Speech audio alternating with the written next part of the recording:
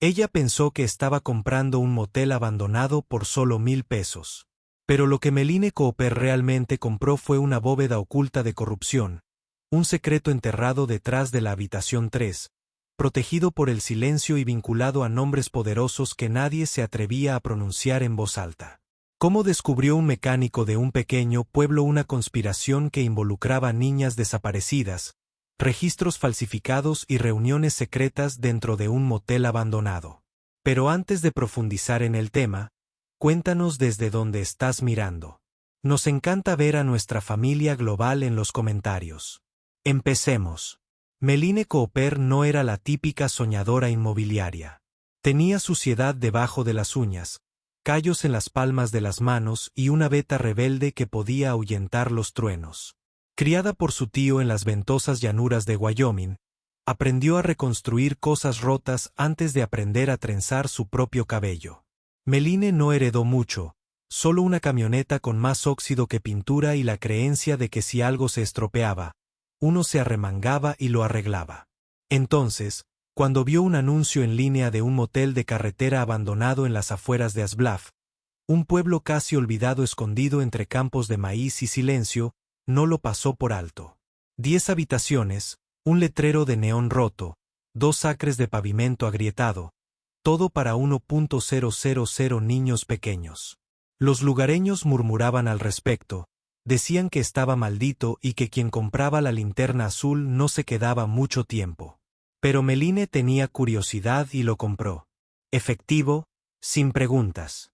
Nadie más pujó. Y cuando ella condujo por ese camino de entrada destartalado con su perro Max en el asiento del pasajero y un corazón lleno de arena, no sabía que no estaba comprando simplemente un motel destartalado. Ella estaba desvelando un secreto que esta ciudad había enterrado durante más de 40 años. El cielo sangraba oro y lavanda la primera vez que Meline giró la llave. Para su sorpresa, se deslizó suavemente en la vieja cerradura, demasiado suavemente para un edificio que no había sido tocado desde los años 1980. El metal crujió cuando la puerta cedió, revelando un estrecho vestíbulo congelado en el tiempo. Plantas de plástico colgaban en rincones polvorientos. El papel tapiz descolorido se desprendió como piel vieja. Y el silencio. El silencio no estaba vacío. Se sentía espeso. Vigilante. Max gruñó en voz baja a su lado. Nunca había hecho eso antes. Ella entró de todos modos. La campana sobre el mostrador de recepción tintineó débilmente, aunque ningún viento la había tocado. Hizo una pausa, con el corazón golpeando suavemente su pecho, y contempló el espacio. Todavía había llaves de motel colgadas en la pared del fondo, numeradas del 1 al 10, y un mapa del condado, amarillento y curvado en los bordes, todavía colgado detrás del mostrador. Y en el centro del suelo, un tapete de bienvenida andrajoso decía: «Quédate una noche. Quédate para siempre». Ella se rió entre dientes. Bueno, eso no tiene nada de mal agüero. Habitación por habitación. Ella exploró. La mayoría tenían los resortes de la cama destrozados, oxidados y las cortinas destrozadas. Pero la tercera habitación era diferente, intacta. Las sábanas estaban cuidadosamente dobladas, una Biblia todavía estaba en la mesita de noche y el televisor y el viejo televisor cuadrado todavía estaban enchufados. Meline lo miró fijamente. «De ninguna manera», murmuró y tomó el cordón. Fue entonces cuando lo oyó. Un golpe, suave, rítmico, que viene del interior de la pared. Ella se quedó congelada. Max gruñó ahora, con el pelaje erizado y el cuerpo inclinado hacia el otro extremo de la habitación, donde colgaba ligeramente torcido un cuadro enmarcado de un faro. Se acercó lentamente, levantó el marco y parpadeó. Detrás de él, un panel metálico, no oculto, bueno, solo olvidado. Los tornillos estaban medio flojos, como si alguien los hubiera quitado antes o hubiera planeado hacerlo. Sus dedos temblaban mientras lo desenroscaba. Detrás del panel había un espacio estrecho y oscuro. Ella mostró su linterna.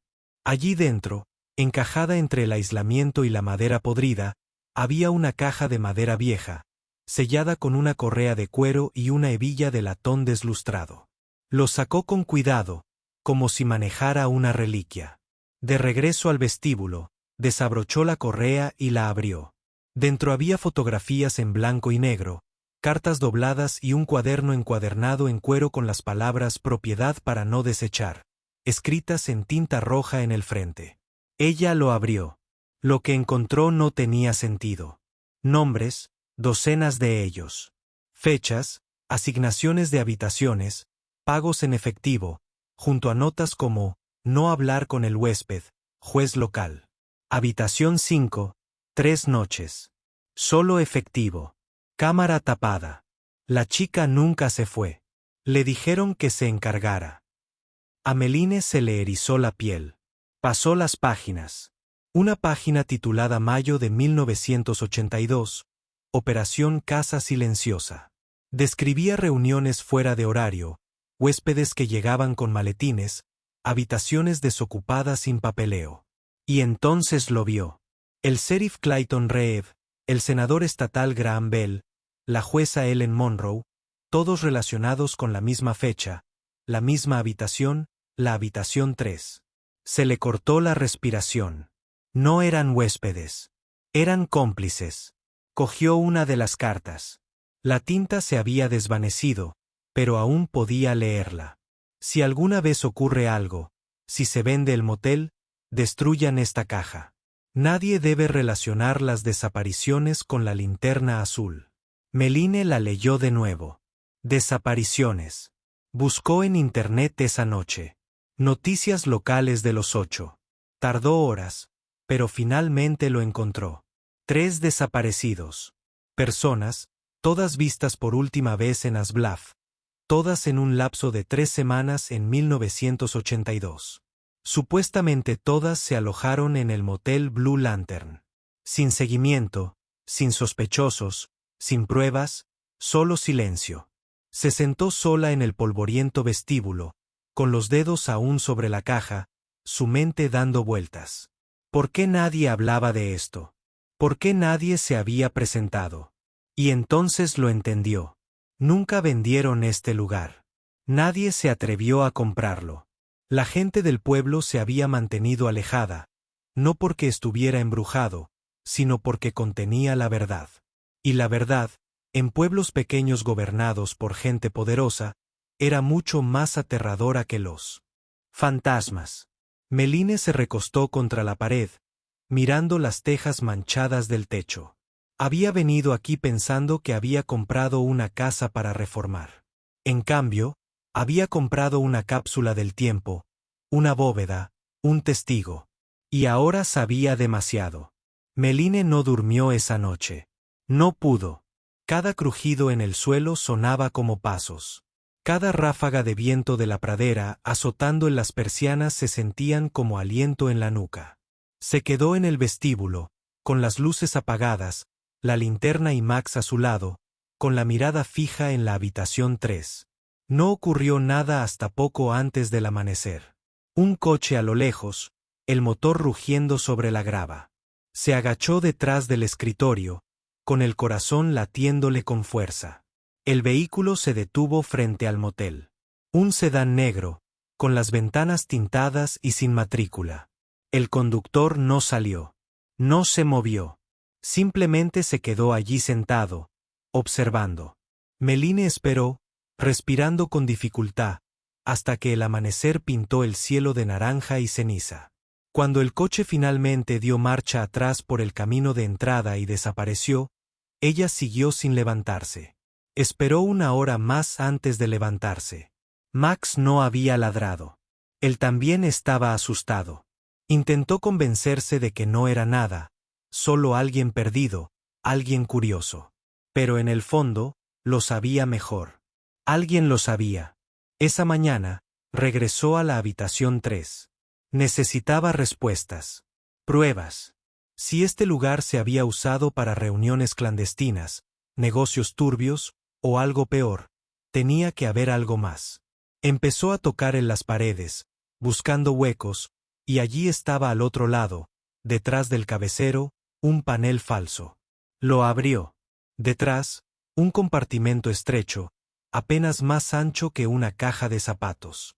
Dentro, 3 cintas VHS polvorientas, etiquetadas solo con la fecha 00 didos. Las miró fijamente un buen rato. Entonces recordó el viejo televisor de la esquina y la videograbadora integrada debajo. Todavía funcionaba. Metió la primera cinta. Estática, luego video, granulado, en blanco y negro. Pero la imagen era bastante nítida. Habitación 3. Esta misma habitación. Las mismas cortinas. El mismo papel pintado. Entró un hombre. No lo reconoció. Parecía joven, nervioso. Se sentó en el borde de la cama. Entró otro hombre. Meline contuvo la respiración. Era el sheriff Reev. Más joven. Sí, pero inconfundible. Se sentó frente al hombre y sacó un bloc de notas. No había audio, solo labios granulados moviéndose. Entonces otra figura apareció en el encuadre. Una chica de no más de 16 años. Parecía asustada. A Meline se le revolvió el estómago al verla. La chica sentada junto al sheriff, quien señaló al hombre frente a él. La grabación se volvió errática, parpadeando. Saltó. Luego, oscuridad. Fin de la cinta. La sacó como si se estuviera quemando. Max gimió a sus pies. Vio la segunda cinta. Otra reunión. Personas diferentes, pero siempre el mismo formato. Hombre de traje, sheriff, jovencita, bloc de notas. Siempre la habitación 3. Siempre terminando con estática parpadeante. La tercera cinta. Ni siquiera la terminó. A mitad de la grabación, la chica en la pantalla miró directamente a la cámara, con los ojos muy abiertos, llenos de lágrimas, y Meline podría jurar. Negó con la cabeza lentamente, como rogándole a alguien, a cualquiera, que no la viera. Meline pulsó el botón de expulsión y metió las cintas de nuevo en su compartimento. Le temblaban las manos. Se sentó en el borde de la cama, intentando respirar con más calma. No eran solo negocios turbios. Eran grabaciones. ¿Prueba de qué? No estaba lista para decirlo en voz alta, pero sabía que no era bueno. No era legal. Y definitivamente no lo había olvidado. Volvió a sostener la libreta, sus dedos repasando nombres y números, cantidades garabateadas junto a notas crípticas. Habitación 3, habitación 5, habitación 8. Ordenó limpieza. La cerró de golpe. El motel no solo estaba abandonado. Había sido silenciado. La diferencia importaba. Y ahora ella no era solo una mujer con una propiedad en ruinas. Era la guardiana de secretos que hombres poderosos habían enterrado bajo décadas de polvo y miedo. Y alguien ahí fuera, alguien que nunca borró su nombre de esa lista, sabía exactamente lo que había encontrado. Esa tarde, mientras el sol se desvanecía en el horizonte, Meline encontró un sobremanila deslizado por debajo de la puerta principal. Sin remitente, sin nombre. Dentro de una sola foto, ella de pie en el vestíbulo esa mañana escrita con bolígrafo rojo en la parte inferior. Cierra la puerta, Meline, o te la cerramos.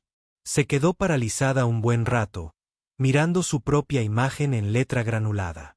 Luego se giró lentamente hacia el cajón del escritorio donde había guardado esas cintas, esas cartas, ese cuaderno.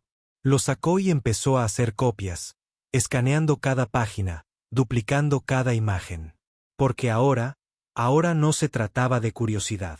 Se trataba de supervivencia. Meline Cooper siempre había creído que cualquier cosa rota podía arreglarse. Solo había que averiguar cómo funcionaba. Pero esa creencia provenía de reconstruir alternadores, parchar techos y arreglar lo que el mundo dejaba atrás. No la preparó para hombres en sedanes negros. No le enseñó a descifrar los secretos de un motel, ni a sobrevivir cuando los fantasmas del pasado llevaban zapatos lustrados y ostentaban títulos gubernamentales. Y definitivamente no la preparó para lo que vino después. A la mañana siguiente de recibir la foto, empacó todo, las cintas, el cuaderno, las cartas, y lo guardó bajo llave en una caja ignífuga bajo el suelo de la oficina del motel. Luego, con Max de copiloto, condujo hasta el siguiente pueblo más allá de Braimore. Más grande, más seguro, o eso creía. Había una persona en la que confiaba allí. Un hombre que una vez sirvió en el equipo de búsqueda y rescate del condado con su tío. Un hombre que había visto demasiado como para ignorar lo que tenía que decir. Elias Bond, policía retirado, operador de grúa a tiempo parcial, un hombre fantasma de franela y mezclilla con ojos como cristales rotos. Cuando llamó a su puerta, él abrió con una escopeta en una mano y un termo de café en la otra. «Pensé que aparecerías», dijo, haciéndose a un lado. Al mediodía, los dos estaban sentados en su garaje, rodeados de cajas con recortes de periódicos viejos y mapas. Elías había visto el nombre del motel antes, pero nunca así. «¿Me estás diciendo que este lugar se usaba para chantajear?», preguntó. Hojeando el libro de contabilidad, Meline negó con la cabeza. «No, te digo que era un lugar de encuentro para jueces, policías, funcionarios estatales. Filmaban a la gente. Algunos voluntariamente, otros no». Elías dejó escapar un largo y lento suspiro. «¿Sabes lo que le pasa a la gente que encuentra cosas así? Yo ahora lo sé. Y no lo quemaste». Meline lo miró directamente a los ojos. «Esa es la diferencia entre mí y tú. Y a ellos». Asintió respetuosamente una vez, luego se levantó, caminó hacia la pared del fondo y abrió un armario que ella no había visto. Dentro había montones de sobres, documentos, fotografías, registros de un caso sin resolver que nunca había resuelto. 3 chicas desaparecidas de Asblaf en los 80. Los mismos años, los mismos meses. Una de ellas era la chica de la cinta. «Era mi sobrina», dijo en voz baja. Se suponía que iba a visitar a su padre durante el verano. La dejó en el Blue Lantern. Esa fue la última vez que alguien la vio. Meline sintió un nudo en la garganta. «Lo llamaron un caso de fuga», dijo Elías con amargura. «Dijeron que probablemente simplemente se fue». Eso era lo que siempre decían en aquel entonces. Le entregó la última foto tomada de la chica. La misma cara, los mismos ojos aterrorizados. Ahora el propósito de Meline ardía más que el miedo. De vuelta en el motel esa noche, no volvió a dormir. Esta vez, reforzó las puertas, instaló los sensores de movimiento baratos que Elías le dio, mantuvo las cintas ocultas, pero su determinación se mantuvo abierta. Empezó a hacer copias de seguridad de todo. 3 memorias USB separadas, una en el maletero, otra en la guantera y otra enviada por correo a una vieja amiga que vivía en Montana, una periodista llamada Natalie Ree. Natalie había expuesto una vez a un alcalde corrupto en Billings, solo para ser vetada de todos los periódicos del estado. Ahora dirigía un pequeño boletín independiente. Pero Meline sabía una cosa sobre ella: no se asustaba fácilmente. En cuanto Natalie leyó su correo electrónico y vio las muestras escaneadas, gritó: «Tienes las carreras y quizás las vidas de unas 12 personas en esa caja», dijo. «Y si aún no estás muerta, significa que alguien te está dando la oportunidad de irte». «No voy a irme», dijo Meline. Natalie hizo una pausa y luego preguntó: «¿Estás preparada para lo que pase cuando hagamos esto público?». «No», susurró Meline. «Pero no voy a dar marcha atrás». Unas noches después, justo después de la medianoche, las luces se apagaron de nuevo. Solo que esta vez, los interruptores no habían sido tocados. Habían sido arrancados de la pared. Encontró la carcasa retorcida, los cables de cobre arrancados como si alguien hubiera intentado destripar el edificio. Max ladró como un loco, dando vueltas en círculos, y grabó en la pared del vestíbulo las mismas letras toscas e irregulares de antes. «Quedaste advertido. Esta es tu última oportunidad».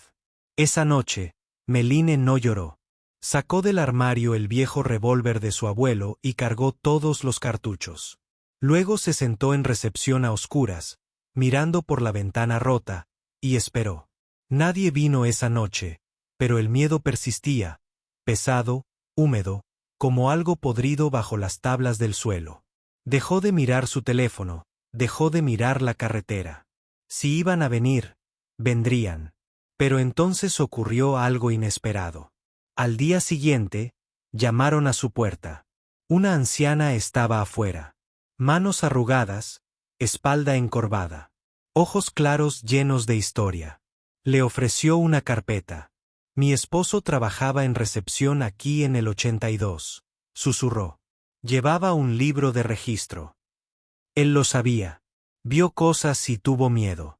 Pero él guardó esto. Dentro de la carpeta había nombres de los invitados, fechas, recibos, notas, todo escrito a mano, todos coincidiendo con los nombres en el cuaderno de Meline. La mujer levantó la vista y las lágrimas temblaban en su voz. Haz algo bueno con ello antes de que te hagan desaparecer. Meline tomó la carpeta con dedos temblorosos. Y por primera vez desde que encontró las cintas, no se sintió sola. Más tarde esa semana, Natalie volvió a llamar. La historia está lista, dijo. Pero una vez que publiquemos, no habrá vuelta atrás. Saldremos al aire el próximo viernes. Meline colgó y se quedó mirando el estacionamiento vacío del motel. El próximo viernes. Una semana. 7 días para prepararse. 7 días hasta que la ciudad de Asblav finalmente recordó lo que tanto había intentado olvidar. Pero ahora Meline se lo recordó. Y esta vez no iba a dejar que lo enterraran de nuevo. El motel crujió con el viento como un viejo barco en medio de una tormenta. Pero Meline Cooper ya no se inmutó ante el sonido. Cada crujido de la madera, cada traqueteo de un cristal de ventana le recordaban que ese lugar aún seguía en pie. Y ella también lo era. Puede que el mundo haya ignorado el Blue Lantern Motel durante 40 años, pero ahora estaba hablando nuevamente. No en palabras, en evidencia, en nombres, en registros, en cintas, y en una historia demasiado vieja y demasiado importante para morir. Enterrada en la oscuridad, la semana antes de que se publicara la exposición, Meline se movía como una mujer con un propósito. Ya no tengo miedo, ya no me limito a arreglar goteras o barrer pisos. Se estaba preparando para una guerra que no se libraría con balas, sino con la verdad. Ella tapió las ventanas del vestíbulo, no por miedo sino por estrategia. Ella desvió la electricidad con la ayuda de Elias Bond, utilizando paneles solares que había rescatado de una antigua estación de guardabosques. Instaló 2 módems satelitales, uno escondido debajo del mostrador de recepción y el otro enterrado en una caja de hojalata detrás de la habitación 7. Cada uno subía archivos cifrados a la sala de redacción de Natalie cada 12 horas. Dispositivos de seguridad. Porque Meline entendió algo, ahora podían callarla, quemar el motel hasta los cimientos, borrar su nombre de los registros. Pero no pudieron matar lo que ya había sido compartido. El martes por la tarde se produjo el segundo golpe. Esta vez no era una anciana. Era un hombre de unos 60 años, con la piel curtida y vaqueros manchados de aceite. Sus ojos tenían el peso de alguien que había guardado un secreto durante demasiado tiempo. Mi hermana desapareció en el 83. Dijo que dijeron que ella se escapó con un novio, pero yo sabía que se quedó aquí. Lo sabía. Se rieron cuando lo mencioné. El sheriff dijo que estaba siendo dramático. Le entregó a Meline una fotografía amarillenta de una chica con pantalones acampanados parada debajo del letrero de neón original del motel. Ella me escribió una carta. Dijo que vio algo que no debía haber visto. No lo entendí entonces. Dudó y tragó saliva. Ahora creo que sí. Meline tomó la carta con manos temblorosas. Esa noche se quedó despierta leyéndolo una y otra vez. La letra era de palabras cuidadas y elegidas con cautela. Si algo pasó no fue un accidente. El miércoles empezaron a llegar en grupos. Una mujer que solía limpiar el motel trajo una caja con tarjetas de tiempo y notas escritas a mano. Una exenfermera de la clínica de la ciudad le entregó una lista de visitas no oficiales de chicas heridas, todas indocumentadas, durante los veranos de 1981 a 1984. Un camarero jubilado le mostró un libro de contabilidad, que había mantenido oculto durante décadas, rastreando pagos en efectivo hechos por los mismos nombres que Meline había encontrado en las cintas. El sheriff Reed, el senador Bell y el juez Monroe. Cada pieza era una cerilla más para la hoguera que ella y Natalie estaban a punto de encender. Y aún así, ningún miembro del gobierno de Asbluff hizo ningún movimiento. Sin llamadas, sin visitas, sin enfrentamientos. Aún no. Estaban observando, sin duda, esperando, calculando. Pero Meline ya había aceptado el riesgo. Ella no iba a dar marcha atrás. Ella se estaba inclinando. El jueves, Natalie condujo desde Montana. Tenía que verlo con mis propios ojos, dijo, bajando de un jeep abollado con placas de California y una cámara alrededor del cuello. Su presencia lo cambió todo. De repente, el motel se sintió menos embrujado y más vivo, como si la historia hubiera estado conteniendo la respiración y ahora finalmente pudiera exhalar. Pasaron horas juntos cruzando nombres, verificando documentos y construyendo una línea de tiempo. A medianoche, Natalie presionó sus manos contra las paredes de la habitación 3. «¿Te das cuenta?», dijo en voz baja. «Esta habitación no es solo una habitación. Es la escena de un crimen, y la han conservado mejor que cualquier museo». Meline no habló. No tenía por qué hacerlo. El viernes llegó rápido. El artículo se publicó a las 6 en punto. Titular: Motel del Silencio. El descubrimiento de una mujer destapa décadas de abuso y corrupción política en la Wyoming rural. En 20 minutos, el sitio web de Natalie colapsó por el tráfico. Para las 7 de Arrow, ya había sido replicado por otros 5 medios independientes. Para las 8 de la noche, apareció en la portada de un agregador nacional en el 912. Sonó el teléfono de Meline. Número bloqueado. Dejó que saltara el buzón de voz. El mensaje fue breve. ¿Crees que esto termina con una entrada de blog? Acabas de abrir un ataúd. Señorita Cooper, prepárese para lo que salga. Pero estaba preparada porque a las 10 del mediodía, los camiones de la televisión habían llegado a Asbluff. A las 11:30, la oficina del sheriff del condado emitió una vaga declaración de no hacer comentarios. Al mediodía, un grupo de ciudadanos se reunió frente al juzgado sosteniendo fotos de familiares desaparecidos. Algunos lloraban, otros gritaban. Todos tenían algo en común. Recordaban. Y no estaban dispuestos a volver a olvidar. Esa tarde, Natalie filmó a Meline de pie bajo el letrero roto del motel, con los brazos cruzados y Max a su lado. Le hizo una pregunta: ¿por qué te quedaste? Meline miró a la cámara con voz firme. Porque alguien tenía que hacerlo. Al atardecer, el estacionamiento del motel estaba lleno. No de turistas, ni de periodistas, ni de sobrevivientes, ni de personas que decían la verdad. De personas que habían pasado décadas pensando que estaban locas o solas. Y ahora veían a una mujer que se negaba a dar la espalda.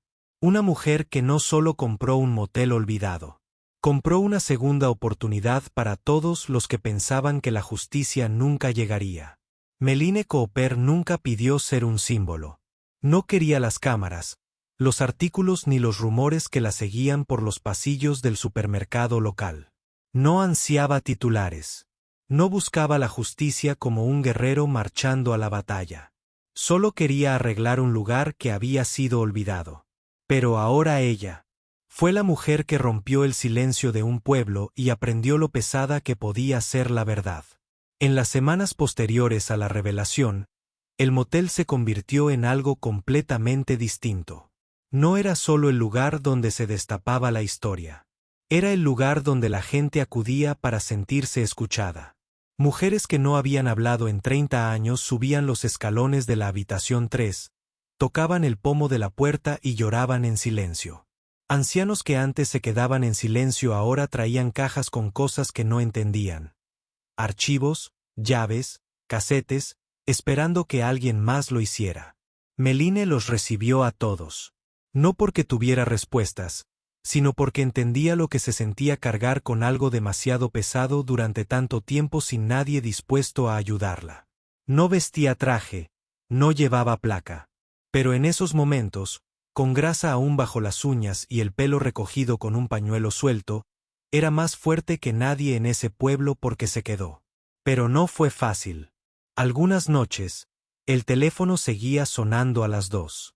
Así que, bañera. Mamá. Sin voz, solo respirando. Una vez, encontró sus neumáticos pinchados por la mañana. En otra ocasión, Max desapareció durante 3 horas, solo para regresar cojeando con un alambre enrollado en la pierna. No había terminado. Ella lo sabía.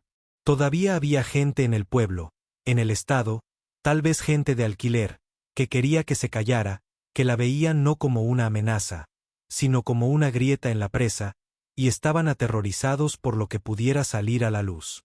Elías Bond se mantuvo cerca. La ayudó a reforzar las puertas, instaló luces de movimiento por toda la propiedad, se sentaba en el vestíbulo algunas noches con su vieja pistola de servicio sobre la mesa y un termo de café entre ellos. «Esta ya no es tu lucha, Maddie», le dijo una vez, «hiciste tu parte. Podías irte». Pero ella ni siquiera lo dudó. «Si me voy ahora», dijo, «esperarán a que alguien más hable y entonces también lo silenciarán». Elías asintió. No volvió a intentarlo. La recepción del motel se convirtió en un centro neurálgico. Natalie la ayudó a instalar un escáner, una fotocopiadora y un sistema de archivo digital.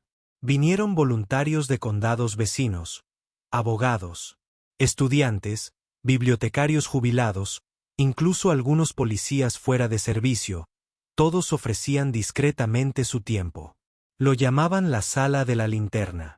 Un lugar donde la verdad no se archivaba, sino que se iluminaba. Meline también seguía arreglando cosas. No solo el motel, sino también a la gente. Una viuda llegó con el diario de su hija, guardado desde hacía tiempo en una caja de zapatos debajo de su cama. Un hombre que había trabajado en la construcción de las renovaciones originales del motel trajo planos y una disculpa temblorosa. No sabía qué estaban haciendo con las habitaciones, dijo, pero sabía que algo no andaba bien. Solo necesitaba el dinero. Meline nunca juzgó. Simplemente tomó la carpeta de sus manos y la añadió al creciente muro de evidencia. Y en cada intercambio silencioso, se hacía más fuerte, no más dura, ni más fría, sino más ancha, como una base construida para soportar algo más que su propio peso. El motel ya no la asustaba. La oscuridad que una vez se extendía por los pasillos ahora se sentía como un recuerdo, no como una amenaza. Incluso la habitación 3, donde había sucedido lo peor, se convirtió en un lugar de poder. No porque hubiera cambiado, sino porque ella, Meline Cooper, la mecánica que una vez compró un motel, en ruinas por 1000 pesos, creyendo que solo estaba salvando un edificio, se había convertido en algo inesperado, una protectora de la verdad, una guardiana de los olvidados. Y sin quererlo, sin siquiera intentarlo, se convirtió en justo lo que el pueblo de Asblaf necesitaba. Un recordatorio de que la valentía no siempre viene con una voz fuerte ni un plan perfecto. A veces aparece con las manos manchadas de aceite, un cuaderno lleno de nombres y la negativa a alejarse. Dicen que un héroe es alguien que corre hacia el fuego. Pero en el caso de Meline Cooper, fue ella quien caminó entre las cenizas y construyó algo nuevo a partir de lo que otros habían intentado quemar. El motel Blue Lantern se había convertido en algo más que una estructura, más que una escena del crimen, más que un monumento inquietante envuelto en un mito local.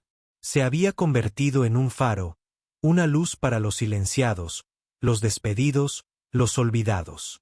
Y en el centro de todo esto se encontraba una mujer que nunca pretendió ser la salvadora de nadie, solo alguien que no podía apartar la mirada.